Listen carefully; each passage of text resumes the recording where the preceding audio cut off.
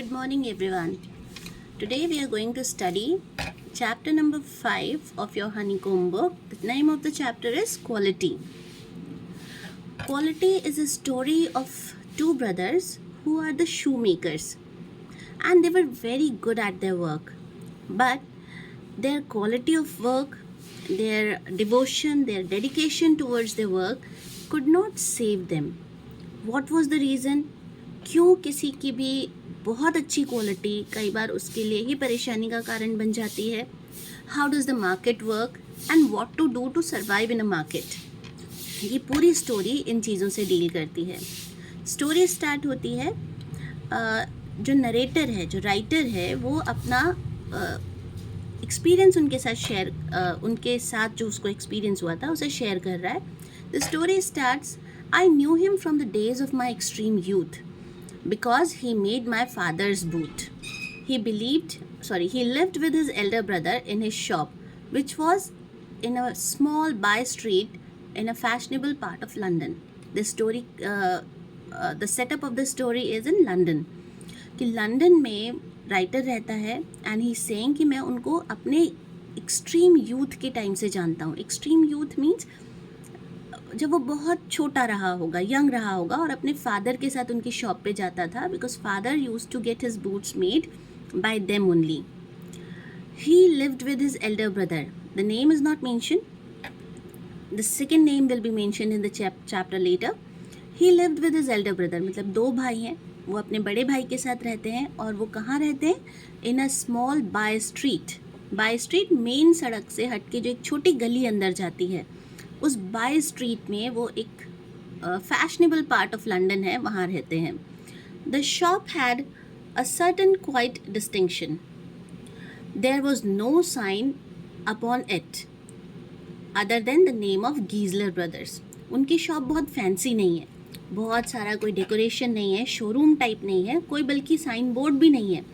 सिर्फ क्या लिखा हुआ है? Gessler Brothers. And in the window a few pairs of boot. और विंडो पे कुछ पेयर्स रखे हैं बूट्स के. He made only what was ordered and what he made never fail to fit. To make boots, such boots as he made seemed to me then and still seem to me mysterious and wonderful. Writer says कि उनके जो boots हैं वो उसको mysterious लगते हैं. क्यों? क्योंकि पहली बात, वो हमेशा बस वही बनाते हैं जो ऑर्डर किया जाएगा. कभी भी वो चीज़ें नहीं बनाएंगे या पहले से बना के शो केस में नहीं रखेंगे कि आइए और ख़रीदिए. बट जो ऑर्डर होगा वो बनाया जाएगा. और such boots he made seem to me mysterious, क्योंकि वो कभी फेल हुए ही नहीं. ऐसा लगता था जैसे उन्हीं पैरों के लिए बने हैं. ना कभी वो टाइट होते थे, ना वो लूज होते थे, nothing. I remember well my shy remarks one day while stretching out to him my youthful foot. Isn't it awfully hard to do, Mr. Giesler? Writer says कि एक बार मैं उनकी शॉप में गया और मैंने अपना यूथफुल फुट, मतलब मैं बच्चा था और मैंने अपना पैर उनकी तरफ आगे बढ़ाया और मैंने उनसे पूछा कि isn't it awfully hard to do, Mr. Giesler? ये मुश्किल है क्या? बहुत मुश्किल है वो. And his answer, given with such sudden smile from out of redness of his beard, it is an art. ये यहाँ पे जर्मन प्रोनाउंसिएशन को इन्होंने नोट किया है, ये स्पेलिंग्स नहीं है. एक्चुअली ये इन्होंने लिखा है जिस प्रोनाउंसिएशन में मिस्टर गीजलर ने रिप्लाई किया, because mister Gessler was a German. He did not belong to London, he was living in London. So his pronunciation was little having a tinge of German. He said, it is an art. Means it is an art. It is given bedside. It was not possible to go to him very often. His boots lasted terribly. He says कि उनके पास बार बार जाना possible ही नहीं होता था, क्योंकि उनका इतना अच्छा बूट होता था कि वो ख़राब ही नहीं होता था. तो आपको बार बार जाना ही नहीं पड़ेगा. See, the book shows the picture of Giesler's shop, only one signboard and nothing else. Beyond the temporary, उनके जो बूट्स थे वो बियॉन्ड टेम्पररी थे. Some essence of boot stitched into them. One went in not as into most shops, but restfully as one enters a church, sitting on a single wooden chair, waited, a guttural sound and tip-tap of his slippers beating the narrow wooden stairs, and he would stand before one without coat, a little bent, in leather apron, with sleeves turned back, blinking as if awakened from some dream of boots. Now see, what is the writer saying in this paragraph? That कोई भी उनकी दुकान में ऐसे नहीं जाता था जैसे आप शॉप में जाते हो कि भैया ये सामान दिखाओ वो सामान दिखाओ. Nothing like that. One enters like a church. आप बिल्कुल शांति से वहाँ जाएंगे, आप वहाँ बैठेंगे, आप वहाँ वेट करेंगे, फिर वो ऊपर से उतर के आएंगे और उनके स्लीपर की टिप टैप आपको नैरो वुडन स्टेयर्स पे सुनाई देगी. फिर वो आपके सामने आके खड़े होंगे जिन्होंने कोट भी नहीं पहना हुआ है. Means he doesn't look like a rich salesman or something or shopkeeper.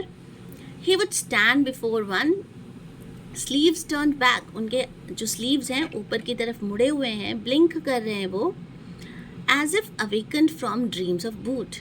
जैसे वो किसी boots के सपनों में खोए हुए थे. I would say, how do you do, Mr. Giesler? Could you make me a pair of Russian leather boots? और आप वहाँ जाके कहेंगे, how do you do, Mr. Giesler? क्या आप मेरे लिए शूज़ बना देंगे रशियन लेदर के? Without a word he would leave me, retiring whence he came और into the other portion of the shop. अब वो आपने उनसे कहा कि आप मेरे लिए शॉप वो बना देंगे शूज़ रशियन लेदर के, तो वो आपसे बिना कुछ कहे या तो वापस वहीं चले जाएंगे जहाँ से वो आए थे या फिर किसी और कॉर्नर में. And I would continue to rest in the wooden chair, inhaling the essence of his trade. अब और आपको वेट करना है, वहाँ कोई जल्दबाजी नहीं है. Soon he would come back, holding in his hand a piece of gold brown leather. और फिर वो वापस आएंगे लेदर का पीस लेके, his eyes fixed on it. He would remark, what a beautiful piece. Again, see, don't go for the spelling. It's a pronunciation. He wanted to say beautiful. And the spelling is written beautiful because he has spoken it in that way. ये pronunciation है. उनकी आँखें जो थी उस piece of leather पे ही टिकी रहेंगी and he would admire him. वो अपने काम से इतना प्यार करते थे कि वो अपनी ही दुनिया में मगन रहते थे. When I too had admired it, he would speak again. When do you want them? आपको कब चाहिए? जब आपने कह दिया कि हाँ भाई पीस बहुत अच्छा है, he would ask, when do you want them? And I would answer, oh, as soon as you can conveniently can. And he would say, tomorrow fortnight. Or if he were his elder brother, I will ask my brother. Sorry, yes. He says, फिर वो आपसे पूछेंगे आपको कब चाहिए, फिर वो आपको एक डेट देंगे like fortnight is like time of 15 days. So he says कि आप 15 दिन के बाद ले लो. No, see, we don't have that much of patience. हम मार्केट जाते हैं, हमें अभी के अभी सामान चाहिए होता है. We don't like to wait. हम आज सब कुछ रेडीमेड लेते हैं, even the clothes, shoes, everything. लेकिन उनका काम ऐसा था, it was like a worship. वो जैसे पूजा करते थे अपनी काम की और कोई रश नहीं था. आपको जल्दी चाहिए तो हमारे पास नहीं है. वो फिर उसको आराम से आपके नाप का बनाएंगे और वो उस चीज़ की क्वालिटी बहुत अच्छी होगी. So he would be giving you time like tomorrow fortnight, like 15 दिन के बाद आ जाओ. और अगर भाई है वहाँ पे तो मैं अपने भाई से पूछ के बताता हूँ, अगर वो बड़े भाई हैं तो.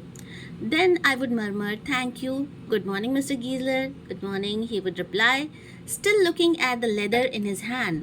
उनकी पूरी दुनिया वो लेदर में है. सी, वो उस आदमी की तरफ देख भी नहीं रहे हैं जो उन्हें गुड मॉर्निंग कह रहे हैं. He would be looking at the leather in his hand. And as I move to the door I would hear the tip-tap of his slipper going up the stairs to his dream of boots. और फिर उनको वो वापस जाता हुआ देखता है.